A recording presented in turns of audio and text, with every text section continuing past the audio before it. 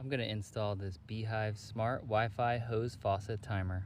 The way I can manage the garden without even being here. Download the app to get started.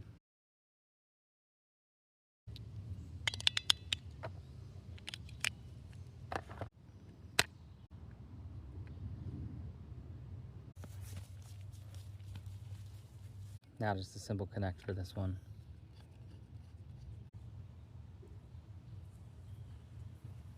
Connecting my soaker hose now. My main hose coming from the house, and then here's my soaker hose is gonna run in the garden.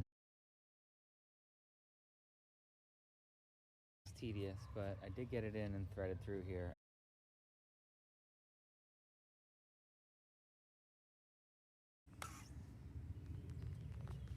Just started the B-Hyve. It kicked right on first try. The B-Hyve to the soaker hose.